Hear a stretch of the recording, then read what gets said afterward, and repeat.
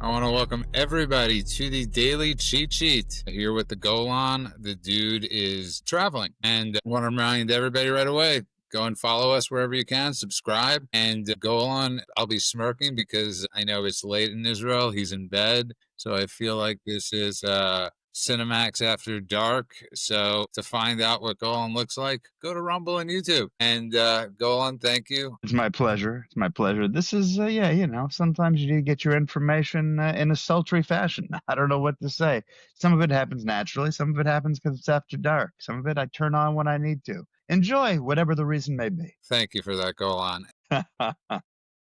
And okay, so obviously there's a lot to discuss today or tonight where you are, but I think it's amazing right now with President Trump in Japan. And, obviously I started thinking about the song Big in Japan by Alphaville. Everybody always knows him for Forever Young, but Big in Japan was a pretty massive song. But he's brokering trade deals with the prime minister over there, dancing on stage with her, the first female prime minister in Japan, and so they're ahead of us, gratefully. But I think that's something to be grateful for with the women that we've had running for president in our country go on. But this is amazing stuff. And he said, if you ever need anything, this is what a presidency looks like. And you hear back home this America First thing. This is America First. This is protecting our trade. This is all about America First. Yeah, this is truly a major upgrade, I would say, in the U.S.-Japan alliance. I think you just have to listen to what the Japanese are saying, what she specifically is saying, to know that this partnership is a top priority for them. They're making that very clear, both implicitly and explicitly.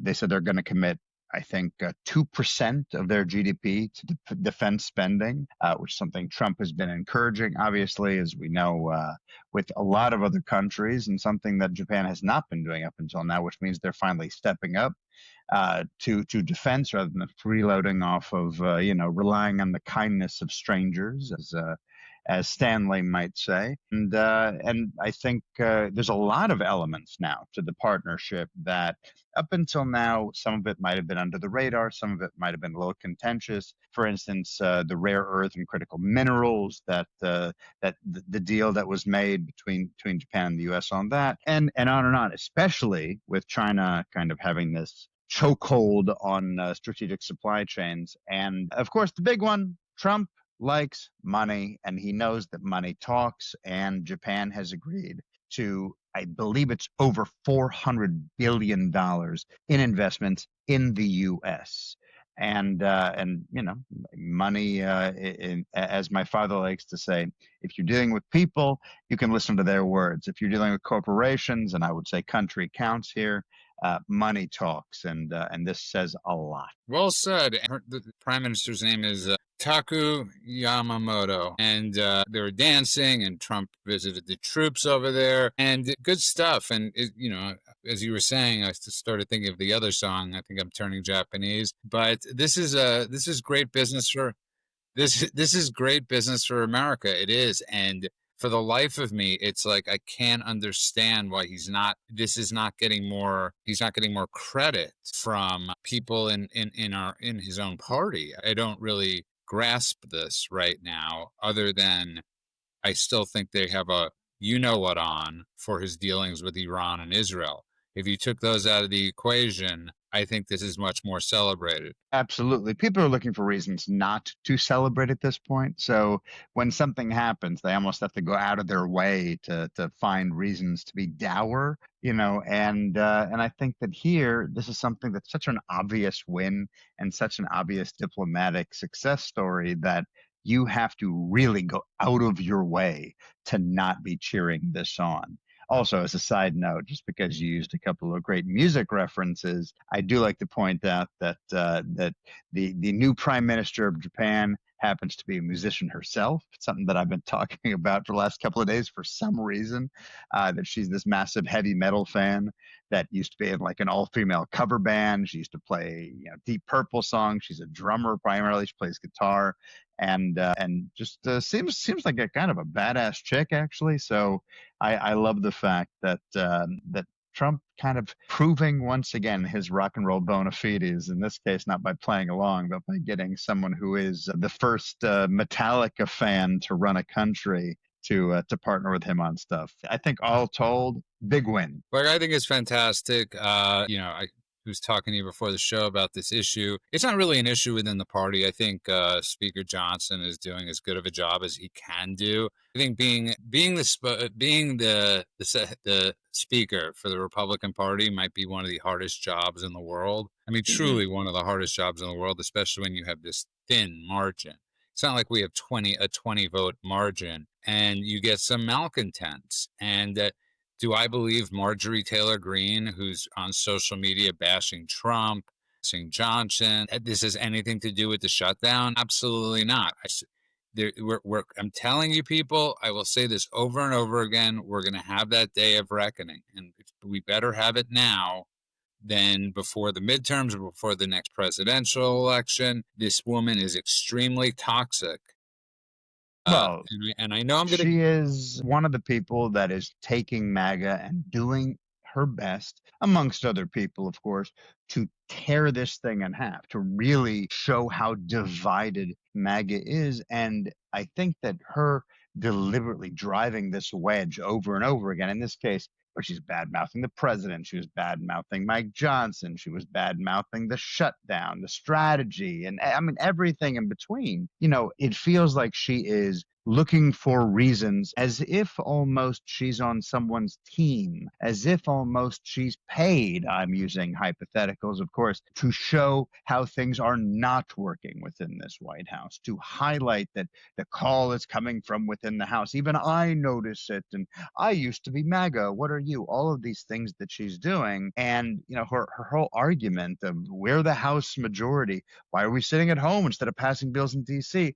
It's like, okay, if you look at it with no context at all, and you look at it with, or even from a Democratic perspective, yeah, you might be able to get away with an argument like that, as long as you ignore reality and ignore what's actually causing the shutdown, then sure, great argument. Otherwise, you're full of shit. And here, I agree with you 100%. And Mike Johnson's point was, why do this online? Well, and I think people really need to ask themselves that Well, question out why loud. not, Judah? Why No, not no, do it no, no, no, online? no. I'm not talking to you. Okay. I'm talking No, to the I know you're people. not. I'm playing devil's advocate. Right, but I'm talking to the people that are going to listen to this and go, what's your issue with Matt Gaetz? And what's your issue with MTG? And what are your Right. issues with these people? And why do you Because not like Himmler? And what's wrong with Hitler's mustache? Sure. they have no plan. Like when Mike Johnson got McCarthy to step down because he had no plan. And then we're left without a speaker. We're left with 42 different votes on getting the speaker. There is no plan other than they're the plan. It's See, all I would about I would them. argue I would argue that that is actually very much a plan in action. Yes. I would argue that these people are deliberately, again, almost as if someone is asking them to do it, weirdly, that they are deliberately trying to drive a wedge into this party, that they are trying to drive a wedge into this movement, that they are trying to highlight the negative aspects of governance, the negative aspects of MAGA, the negative aspects of Trump. I would say that they are deliberately doing this, and it's not something that is aimless, and it's not something that is planless. But this is very much something where their action is designed in order to spoil. That is very much a plan, in my opinion. Oh, listen, I agree with you 100%. I think people need to hear the actual plan. I think the plan is not for the betterment of MAGA. It's not for the betterment of the Republican Party, the conservative movement. It's for the betterment of themselves. Uh, End of story. I want to move on though because, uh, listen, Ohio finds that they have, what is it, 1,000 illegal voters on the rolls. Now that's not a huge number, 1,000, but that's I would imagine if they did a deep dive. And I was just thinking to myself, imagine how many California would have. Imagine how many imagine. I mean, think about that for a second. Well, here it's over 1,000. By the way, that there are non-citizens. I just want to make sure everyone hears this again, because we have heard many times this usually hypothetical accusation. Then, of course, it's shut down, and this is a conspiracy theory, and all you're throwing out something, but you have no evidence, et cetera, et cetera. And right now, at least it appears to look as if there are over 1,000 non-citizens that are registered to vote in Ohio, that are actually registered to vote in Ohio. Now, of those over 1,000, nearly 200 have actually cast ballots in federal elections since 2018. Again, it's actually happened. Now, the numbers are low, and that is true, and they're going to use that as the wedge. It's such a low number, it's meaningless, it doesn't matter, and of course, this is a distraction, right? Because the fact that it is a small number means what? That it happened.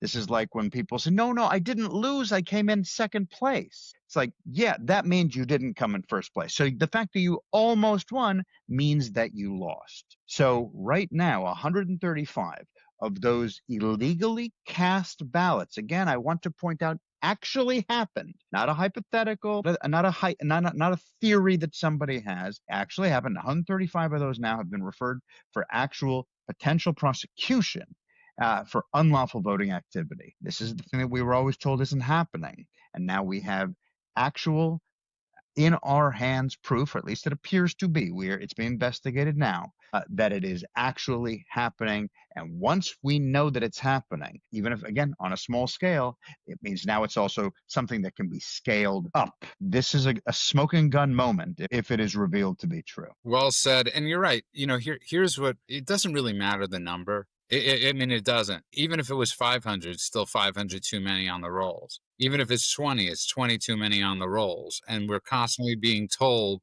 we're lying about this. We're crazy about this. No, we're not. I mean, we've been saying this and people have been talking about this for years. So now there's actually evidence that in a place like Ohio, this is happening.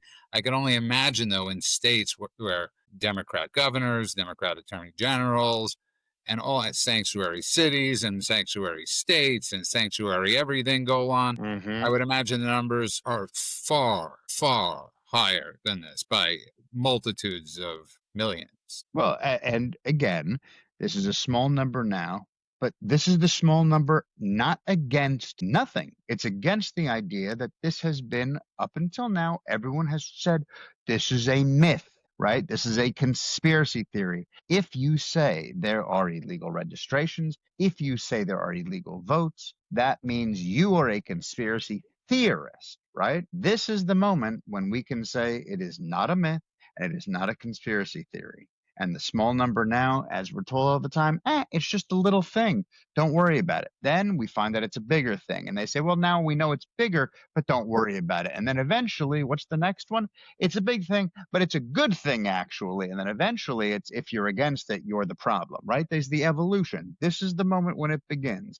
And I don't want to always fall into the slippery slope concept, but some things truly are a slippery slope. So if we are saying that illegal votes are something we can blow off, then we're forgetting that every single illegal vote cancels out a legal vote, right? When the left laughs it off as rare, what they're really saying is we're fine with a little fraud as long as it helps us. It's not okay. Brilliantly said, Professor. And I want to move on Thank you so much. to the deportation and the ICE.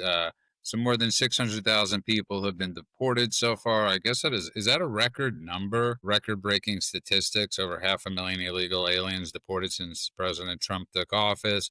And that's not counting the 2 million that have self-deported. Listen, here's the problem. You can't base it on, this is really where it'll get a little, listen, we think 21 million people came into this country illegally under Biden, right? So this is going to seem like an insignificant number go on. But 2.6 million people heading back the other way is a pretty big number. 10 months into office, and they're shifting up the structure over there at Homeland, at the Border Patrol and ICE. Apparently, there's a little friction about the speed and getting people out. So we shall see. But I think this is a great start. It's a great number. Another thing that's got to be done more credit. He's got to be given more credit for. And I don't think. Here's the problem.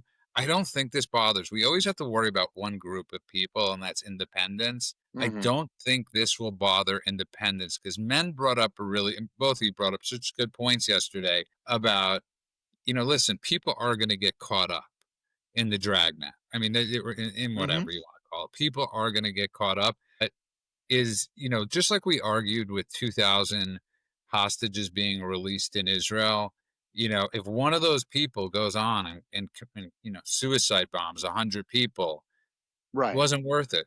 And if one person gets caught up in this dragnet, but we save so many other lives, it's 100% worth it. And these are the way they need to message this. Absolutely. Well, look, what we were talking about it yesterday, the idea of how do we market this, right? Quote unquote, market it. How do we have the commercial that shows this person was raped, this person was raped, and here are the people that weren't raped because of what Trump is doing right now, right? Highlighting how this is actually affecting the everyday people. It's not like this is Trump rounding people up or creating new laws to take people down. It's simply the federal government actually and finally enforcing the laws that already exist, right? It's not new laws. It's not some power grab. It's not some I'm being a king or whatever thing he's being accused of. It's just execution of what's been on the books for decades. That's frankly, that's the hypocrisy of the whole thing. You talk about independence. Independents want competence. They don't want chaos. They don't want the illegals overrunning the streets. What's chaotic is a border that's been broken for years under Biden prior, right? Bringing in drugs and cartels and sex trafficking and causing a strain on public services and all of that. Fixing all of that isn't partisan, right? It's just doing your job as a federal government. So I think independents shouldn't be bothered by this. And I think many are not, even some that claim they are, because that way they can show what a good person they are. When it comes to real, how they really feel behind closed doors, they're happy that their kids are safer. They're happy that their neighborhoods are safer. They're happy that there's not drugs being flooded into every corner. They're happy that sex trafficking isn't happening. They're happy that they're able to enjoy, not paying for illegal people's health insurance, et cetera, et cetera. So to me, this isn't really an issue that independents are going to be jumping in and saying, well, now that Trump is having the federal government actually enforce the laws that already existed, now I'm anti-Trump. Doesn't make sense to me. It doesn't make sense to me under any circumstances. No, listen, I agree with you 100%. And here's another whopper. Nicole Wallace, Bush's former press secretary, came out and said she doesn't think anybody's ever called Trump Hitler. And I'm thinking to myself, I'm like thinking of and this happened on Pierce Morgan too, on Morton Downey Jr. 2.0 Yeah. with that Harry Sassoon, and then you had that brilliant female guest who always comes with the facts and said, and literally just counted the times and said the times that he's been called Hitler or Hitler adjacent or fascist. And I'm It's like thinking to my, staggering. but I'm thinking to myself, what bubble? Like we're not in a bubble. I mean, say what you will about us. People might disagree with us about calling out MTG or whoever we call out in our own party, but we're not in a bubble. We read other sites. You'd Is have it, to is be this a, out of your mind. is this a Bill Clinton thing? Is this what I mean by that is this one of those, like, it depends on what the definition of is it one of those moments where, like, no, no, we never said he was literally the reincarnation of Hitler. We just said he was like Hitler. We just compared his rallies to Nuremberg. We just called his voters Nazis. We just said he's similar to the Third Reich. Like, what are you talking about? It's not just that they've said it 100 times a day. They said it in books. They said it in headlines. They said it in tweets. They said it in award speeches. They said it constantly. The internet and our memories have receipts. So is this the definition of gaslighting, Judah? No, this I don't know what this is the definition of, but if I'm look at what's going on with CBS, right? They're laying off 2,000 employees. The Mm-hmm. head of the CBS Evening News was fired after David Ellison and his father bought Skydance, or not bought Skydance, but bought CBS, obviously, Mm-hmm. and Paramount. The, their time is going to come. There's only so much longer these businesses could make money or whatever it is till Nicole Wallace is offer, is doing, is out of a job. I don't, I've never understood, and we discussed this yesterday, the need for relevancy by lying. There's so many things you could True. discuss. True. There's so many things that you could discuss on an honest thing, on an honest level, that why lie? You're not going to get clicks by that. I mean, it's insane. Well, by the way, it's a very good point. I used to say this to my wife all the time is let's say you knew nothing about Donald Trump. And then all you heard constantly were the complaints from the left, all you heard constantly, and you didn't know anything. And then you found out that whether it was, as again, we're not going to go through the whole list, but whether it was injecting bleach, whether it was the fine people on both sides hoax, whether it was any number of other things that they're constantly using or constantly pretending he said or taking out of context or whatever it is, and you find out that those are all lies. Does that make you think, well, there must be 100 other things that aren't lies? Or do you think the reason why they have to rely on all of these lies is because there's no truth there? Aren't they making a case for you not to believe them? Because when you try to tell me, and it is gaslighting, man, when you tell me, no one has ever compared Trump to Hitler, and I go, I remember when Tim Walz compared the Trump rally at Madison Square Garden to the 1939 pro-Nazi Well, they did rally a held at video the on same it. They did venue. a whole Well, video. I mean, absolutely, they cut in between the two. So, okay, technically, he didn't say the word Hitler. Gavin Newsom had an ad in which he literally said that the redistricting of Texas is explicitly what Hitler would have done. But he didn't say he didn't say the words Trump is Hitler, right? Seth Moulton explicitly compared Trump's rise to Hitler's rise to power in the 1930s, but he didn't say Trump is Hitler. So again, are they playing a semantic game, or do they think we're effing stupid or that we don't remember things? Because I don't have a list in front of me, but I guarantee you that if I did, it would be endless because I personally have heard this comparison so many times that it has become background white noise at this point. And by the way, speaking of Seth Moulton, I was incorrect the other day. He's from Massachusetts, and he's, the one that's turned down APAC money, but has no problem with Qatari money. Right. And but I don't know if you saw this. It was really, I'm very shocked by this. Arnold Schwarzenegger seems to have had a resurgence of the brain, and Interesting. he was on Jake Tapper, and Jake Tapper was talking about the gerrymandering and thinking that Arnold was going to agree with him. And Arnold's like, I can't do the accent. Like, are you joking? Gerrymandering has been going on. This has been going on forever. And he goes, Democrats are are the kings of doing this.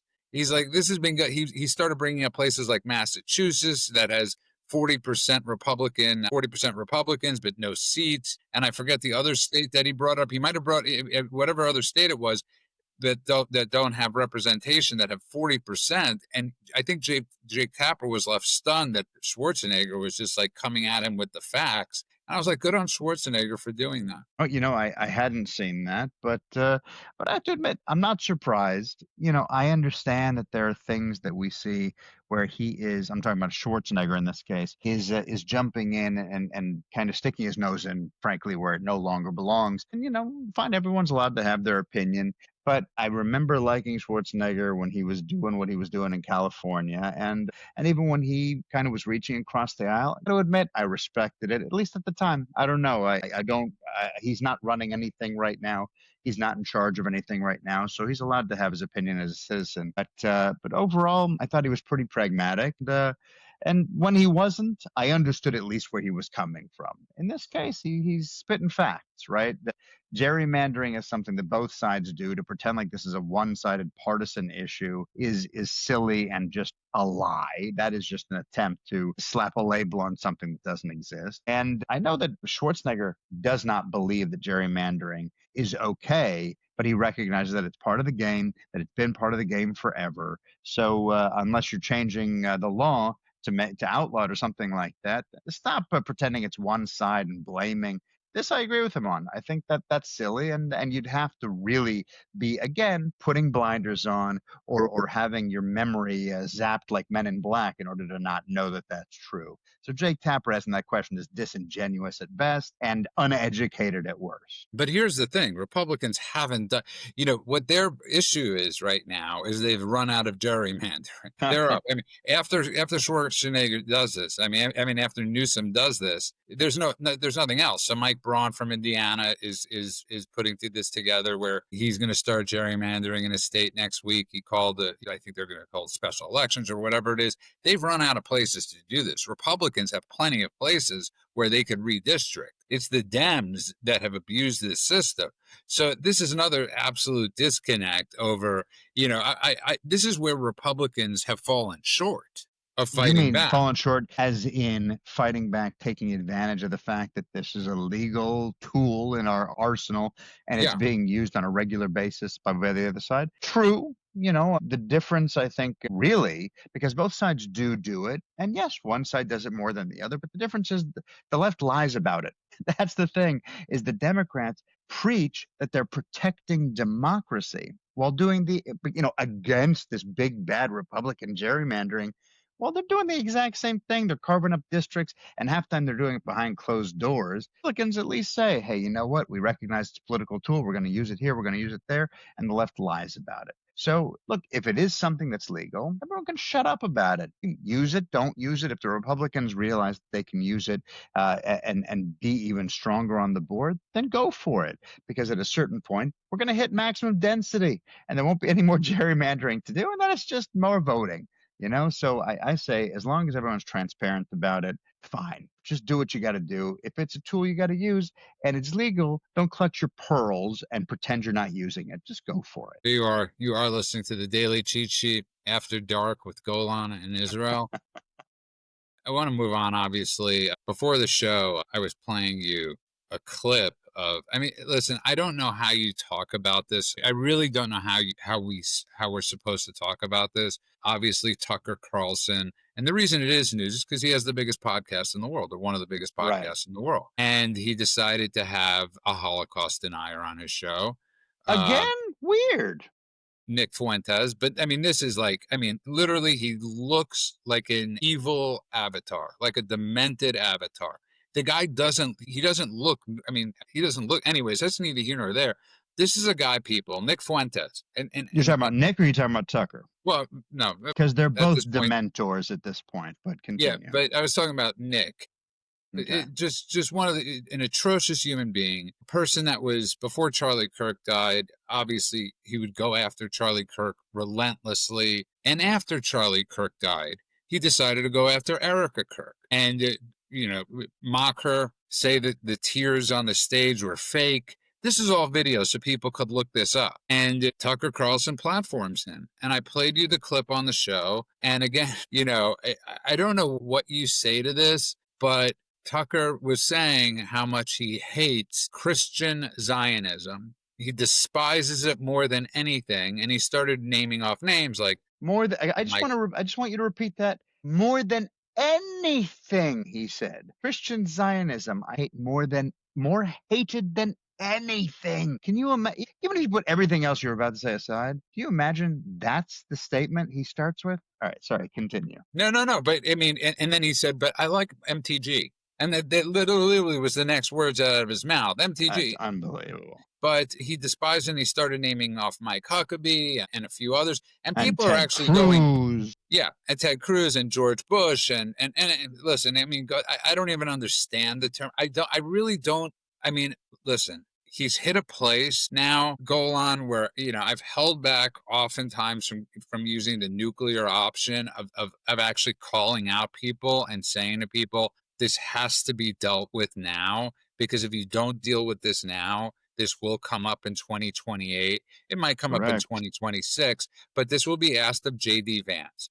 J.D. Vance, Benny Johnson's going after Fuentes, not necessarily going after Tucker. There's like this fear. I was talking to a friend of mine that's an editor at a certain place, and he was saying a lot of the writers are holding back against going against Tucker because they're scared to death to do it because of how big his platform is. At this point, not to mention that the mind virus that he has been pumping into his fan base is also making them believe some of the nonsense that he's been spewing. And so if you go up against someone who has a massive platform and a group of people who are basically brainwashed into believing whatever it is he's jamming down their throats, you got to be real careful because that can backlash on you in a second too. And just so you know, Golan had not heard the clip, and before the show, I was playing the clip, and he's like, "Is that AI?" I honestly thought I mean we can't play it here, but we can repeat what was on it because it literally sounded like if I was to go into the kind of maximalist version of Tucker as Qatari shill, Tucker as a paid opposition to Israel, to Judaism, to the slide that we've seen now for a very long time from him since he went over to Russia, since he went over to Qatar.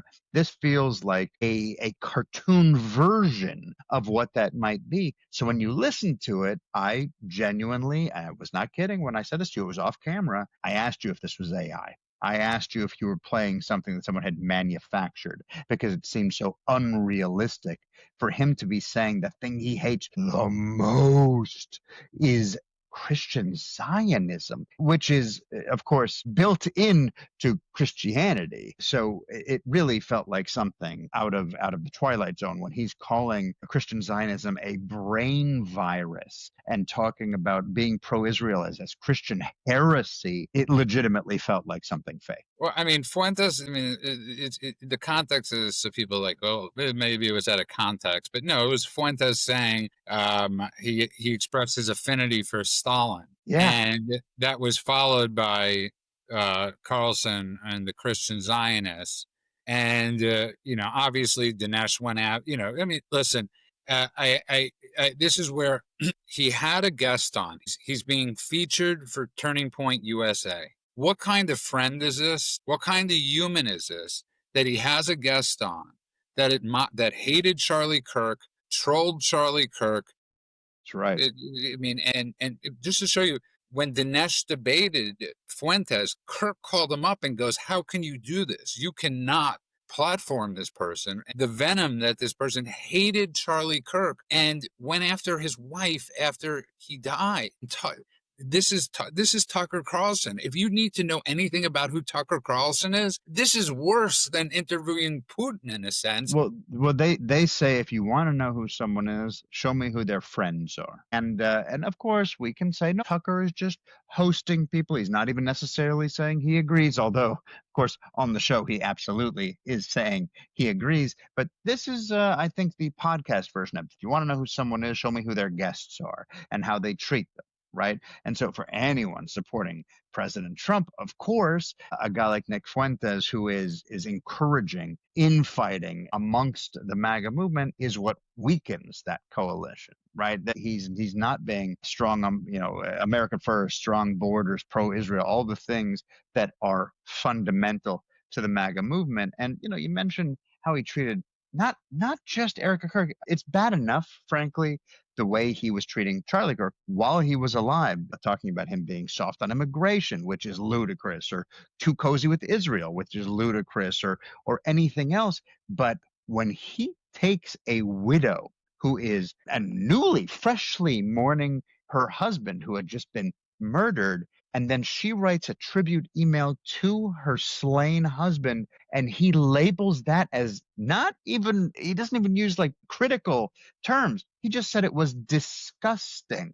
Can you imagine a bigger piece of shit than someone who would do something like that? Yeah, I was So talking now, with David. I was talking with David before the show, who's a Christian from True Social, and I feel bad for him right now. I feel bad for Christians out there right now this is what they're being called. I really do. I love Christians. I yeah, love evangelicals from the bottom of my heart. I love them.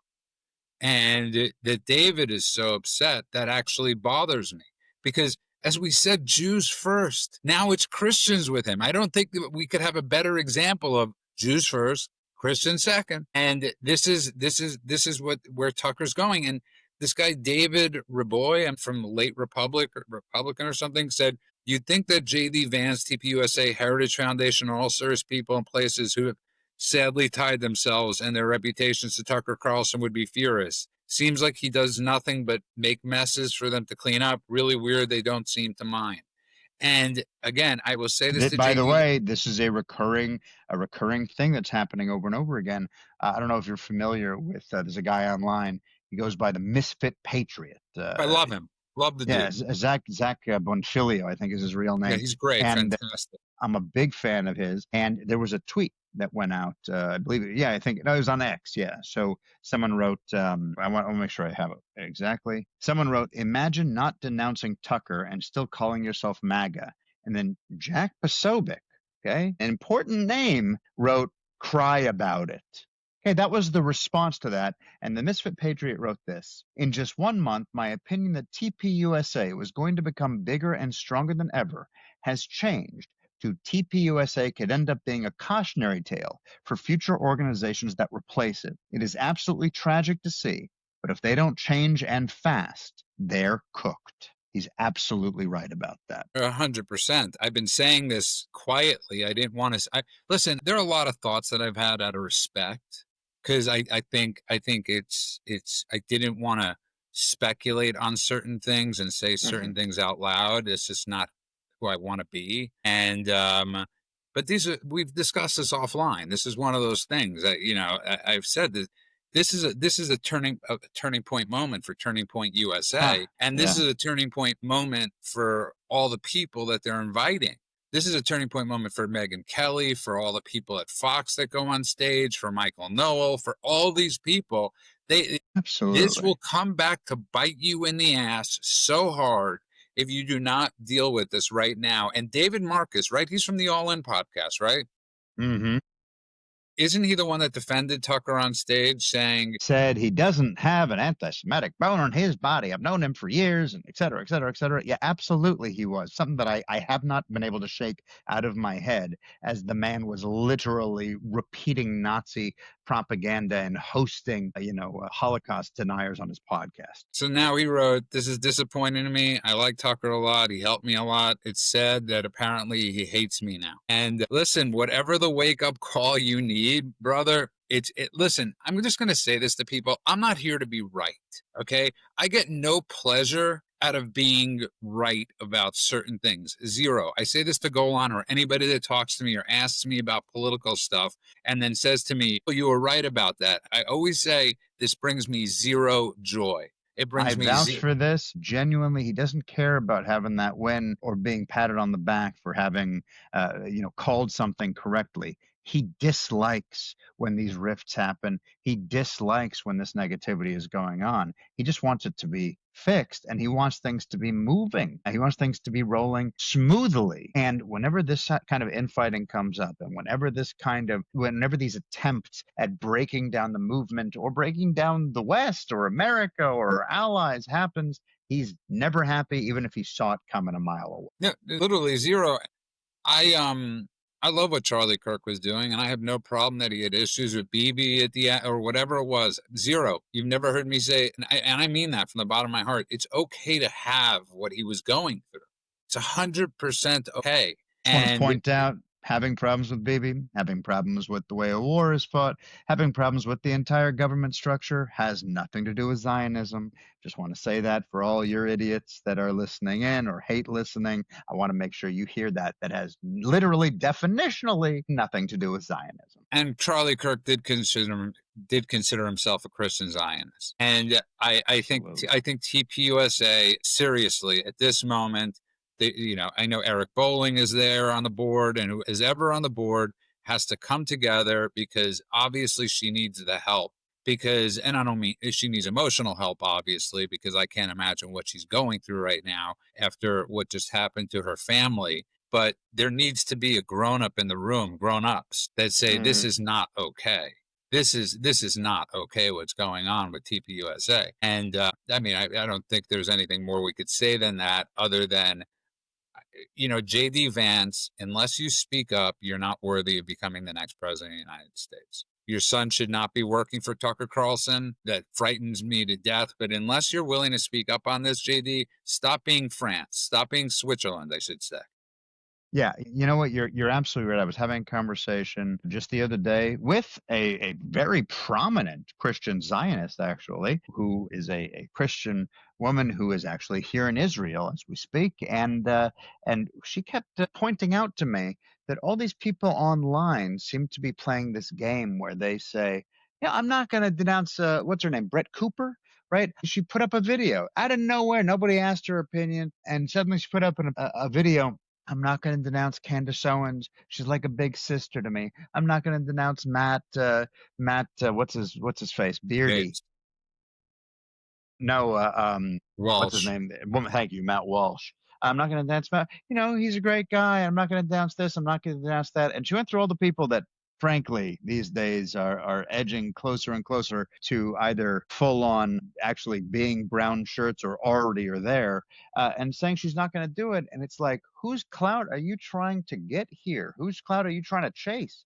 And this is happening over and over again. We're seeing a lot of people really afraid of pushing back and just saying what's right, saying what's moral, saying what's ethical, and it is going to come to a head. It is going to come back to bite them in the end. Before I move on to the next subject, and well said, before I get move on to the next subject, I want to tell you something. Why did I become a conservative? I remember the day I became a conservative, and it has a lot to do with this. And I was a Friday afternoon. Sabbath was ushering in Brooklyn, and there's certain streets in Brooklyn that once the Sabbath comes in are like empty, like like in Israel, everything is just shut down. And I'm with my friend Amir. We're both wearing hats or whatever. Maybe we're wearing yarmulkes. And I was at his cell phone store, Israeli guy. And this woman comes rushing into the store, and she's like, "What is wrong with these Jews for closing down? I need to do this. I need to do that. Like, what's wrong with these people? It's 2000 or it's 1998 or whatever year this is."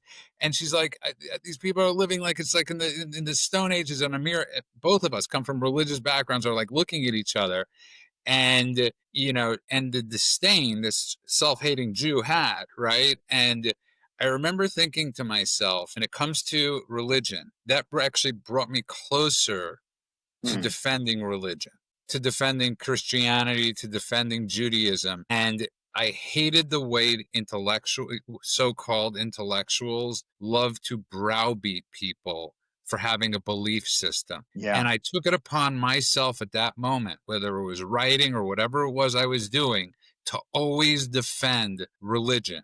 And it doesn't mean religion is always perfect. But my father one time said, one of the most brilliant lines about religion and him being a religious human was, never misplace my simplicity for stupidity, or mistake my simplicity for stupidity. And right now I've always been standing up against this. And JD Vance, you need to come up and stand against this. This is a knock on Christianity. First, this has nothing to do with Israel. I mean, I guess even if it does, you got to stand up, man.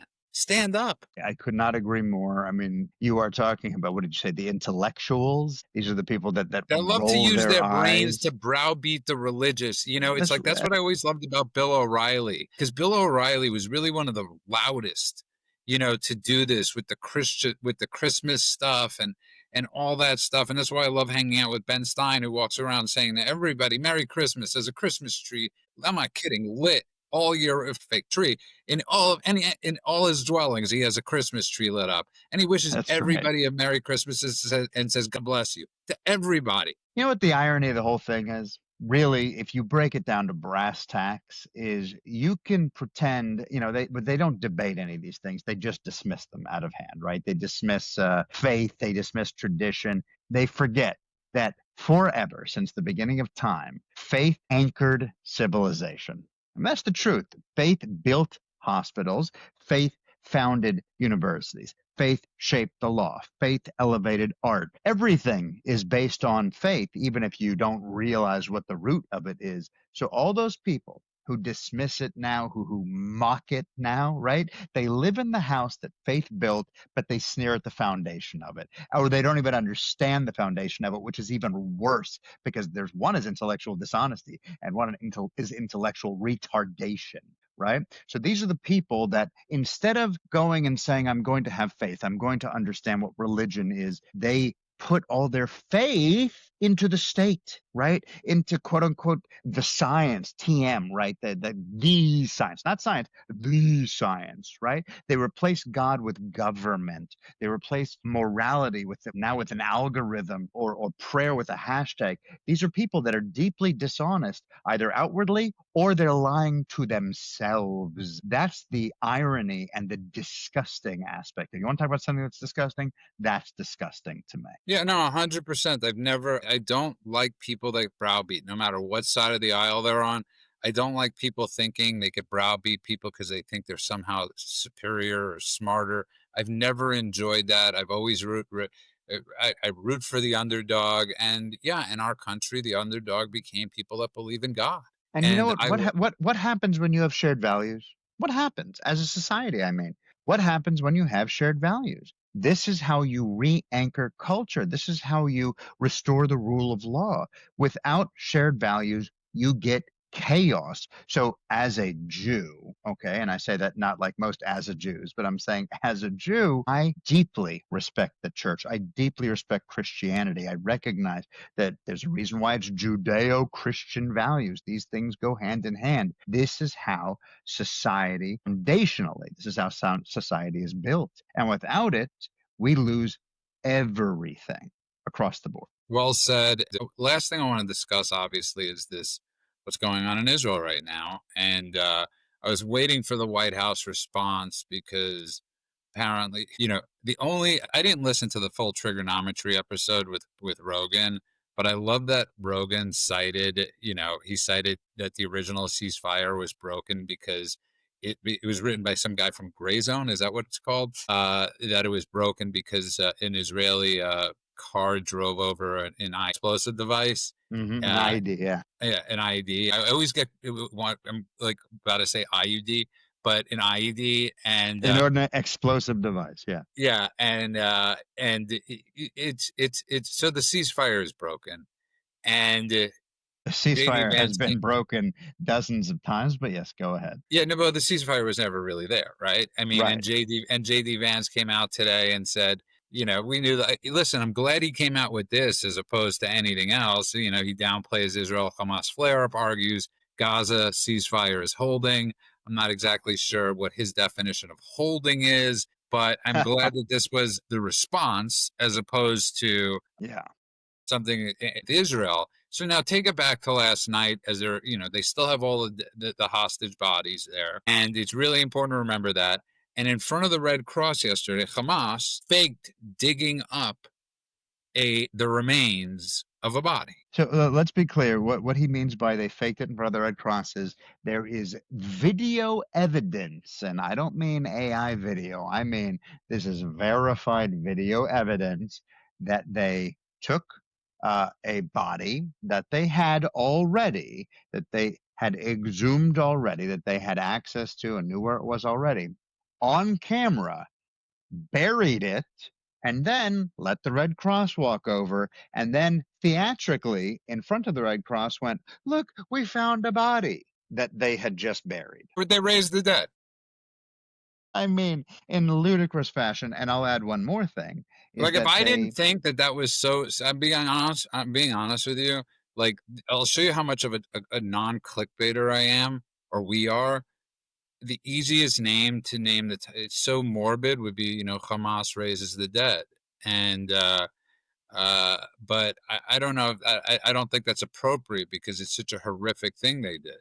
although it is accurate, I'll tell you the other thing they did that also would have that title apply to it is they handed over remains of a body and said, here's another hostage body, so they got to get, because the media is super complicit. The media all put up their headlines, Hamas hands over another body before the 48-hour deadline that Trump established. Oh, that seems like we're moving in the right direction. And then they did the DNA testing, as they do with every body, that they are handed back, because they know that Hamas has already handed back in the past bodies that had nothing to do with anything, that weren't part of any of the hostages, that some cases were their own fighters. Even when they handed back the Bebas mother, turned out not to be her. So they did the DNA testing, and guess what?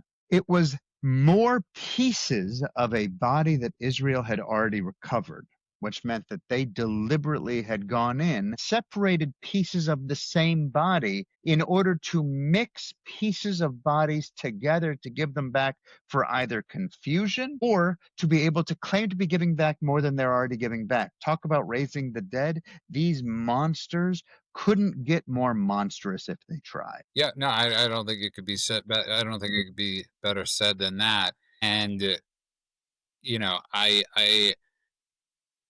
don't know how at this point. It's like I keep on saying, it's okay to come back to sanity. It's okay to say you were wrong. I mean, God knows we've all said we were wrong about the Iraq war. Yeah. We've all come to those, moments where we said we were really wrong. And for all the people that have been crapping on Israel for the last 2 years and change, or for 40 years or 100 Mhm. years and change, however old you are, it's not too late to come back and say they're the right one. We're on their side. I mean, this is who they're dealing with. And you know what, people? The Palestinians don't want peace. Most Palestinians still want Hamas as part of the government. That's not a That's right. hypothetical. That's an actual factual.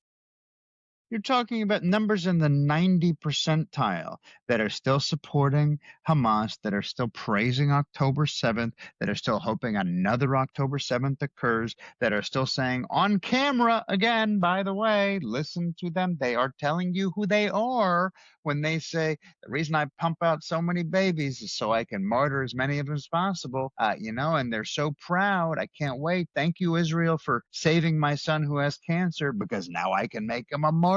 Like they are telling you all the time who they are. And I want all of you to think, especially those of you who have been questioning whether Israel is the good guy or whether they should support Israel or what have you. Think of how just wildly, I don't want to say ludicrous again, uh, it would be to support Hamas. That is if you are anti-Israel right now because of the war that somebody else launched and that they are fighting defensively to make sure that all the promises that are being made by the bad guys in this equation do not come to fruition, that's what defense is, then you are supporting Hamas. The people who raped, the people who killed their own kids, the people who are executing people in the streets, the people who are chopping up bodies and handing over pieces out of order, the people who are deliberately reburying dead bodies so they can theatrically hand them over to the Red Cross, those who are lying and are looking for nothing but terrorism and death. That's who you're supporting if you're not supporting Israel. Okay, and I want to just add on, and I just want to add on a little bit to that because I could guarantee you'll tell the people out there what's going to come out next. You're going to see people saying, "BB doesn't want the war to end." Right. Okay. So let me explain to you people something. Anybody, not you people. Let me explain to people that a little bit That need this explanation. that need this explanation. Bibi is not going to lose his political power. His government coalition is together right now. There aren't elections until 2020, 2026. He might get voted out. He might not get voted out. Who knows? But when people keep on saying this is for political, it's not like they could just throw him out of the government. That's not how it works. There's no impeachment in a sense there, like in the parliamentary system. So to anybody that keeps on saying Bibi's doing this to keep in power, he is in power. Okay, he's not really under the threat of losing power. Sure, a coalition might drop out, or who knows what might happen. But this insane narrative of he's doing this to stay in power, he is in power. Think about Can it I like ask President. if he's the obstacle to peace, right? If we're trying to be pro-Israel and pro-ally and pro-America and pro-MAGA and pro-Trump, all of these things, I really want you to ask yourself, peace with whom? Are we talking about peace with the terrorists? Are we talking about peace with one-sided terms where they've promised to do these atrocities again? Are we talking about peace with no disarmament? Are we talking about peace with no recognition of Israel's right to exist? Are we talking about peace with those who pay to slay? Are we talking about peace with terrorists who have not only raped and murdered, but have said they can't wait to do it again and again until Israel's eradicated completely? Peace with whom is Netanyahu, is Bibi the obstacle to? I'm really asking. I want you to be asking yourself this, because you start the sentence, but you got to finish the sentence. And if you don't do that, you're not being honest about the question you're asking. Well, brilliantly said. And as I'm looking at right now, just for all you America only or whatever, I don't even know what it means, to be honest with you. Making manufacturing great again. This is according to Breitbart. NVIDIA to build supercomputers for Doe with chips made in America. So, you're really starting to see the turnaround go on. Listen, inflation's not going to die down overnight. Prices aren't going to go lower overnight if they ever go back again. And I've discussed this with Ben on the show about price control Hmm. and on the world according to Ben Stein, because his father brought price control under Nixon, right? Which was, setting the price because, and I was talking with Ben about this. I do believe at a certain point companies had to charge more. 100% the shipping was off. Everything was more expensive, but they realized, hey, I could now charge $8 a case of soda. There's no need for me for the price to go down. And so when Ben brings that up, I think it's a very interesting point that they might really have to start looking at, because I do think companies are really taking advantage. And I think this is something, if Trump did, would go a long way, because everybody's getting hurt at the counter. Everybody is getting hurt on all demographics. And I love that I get to talk to Ben Stein about this, and what an honor. And especially considering his father implemented it and it worked. He Hmm. said, like, it worked for about 9 months until it didn't work, but got to get the prices down. So Can you explain for the audience that doesn't know? Can you explain how that works? How do the price control work? well, I mean, in my most rudimentary understanding of it, the government would set that would fix. Listen, airline tickets used to have fixed prices, right? The airline industry. It would mean that that food has a certain built-in price, a built-in cost to eggs, a built-in cost to chicken, a built-in cost. And obviously the companies will still be making money, but at the same time, we're saving money, because it can't keep on going up like this. People cannot afford to do this. Was that an okay explanation? I am not an economist like Ben Stein. No, of course, no. Look, you work with an economist, but you're not an economist yourself. Look, at the end of the day, we have to be careful about price controls being something that is a permanent No, thing temporary. within government. But Yeah. when you're talking about it as a targeted, strategic, temporary fix, it's something that can really, really help. And these things have historically been used in financial crises, right? If you're talking about, like you said, World War II, et cetera, like if there is economic stress, we can't just let prices run rampant, because people do take advantage. Obviously, money is something that people like to have. And some people will say, because you heard us also rant against price controls when there's something that is meant to be implemented on a permanent basis, that's when socialism rears its ugly head. That's like what Mamdani is talking about doing in New York. I'm going to freeze even though he actually legally can't do it. And so it's just lies and false promises. But let's assume for a moment that he wasn't a liar and a jihadist and just was trying to be a socialist. Then sure, there he's saying, I am going to permanently make something frozen. And of course, that's when everything gets squeezed out, and it's not protecting people from price gouging. It's actually destroying the economy. But when you're talking about something temporary, that's when you're protecting workers from being squeezed out. You're protecting retirees from losing value, all sorts of stuff like that. And then once things level off, you go back to normal. That is a pragmatic tool that can be used. And when it's groceries or gas or rent or any of the above, it can be used when you're talking about something that is a temporary fix. Well said. Who's the economist now? And I love that Hamas. I am the economist now. I love that Hamas comes out and says they deny the it's really interesting because last week as Rogan is reading a story that's fake, Hamas came out and said it wasn't us. It was rebels. Everybody said it was. There was like a 99,000 stories that said it was rebels that killed the two IDF soldiers. And today they're denying the attack in Rafah. So you'll see the media spin on this, but this is where you really have Of to course. like. It's like this isn't a conspiracy. Okay, this isn't. I mean, everybody in that region almost wants out of this. They want peace. There's one massive stumbling block. Well, no, it's not, which is Islamic extremism, I was obviously. Which gonna say, no, curious if you were gonna say Hamas or if you were gonna say Islam, well, I because mean, Islam. well, listen, it's an Islamic. I mean, it's a Muslim. What are you going to do? But Mhm. this is this, and obviously Iran, and these are major. I do believe, go on. There's a chance. I really do. Well, But okay, but you do have to overcome this thing because people will tell me, it's not, this wasn't Hamas, this was rebels, or they'll tell me this is, Palestinian Islamic Jihad, or they'll say some other name that they heard somewhere, ISIS or ISIL or any number of other things. They're all the same group, guys.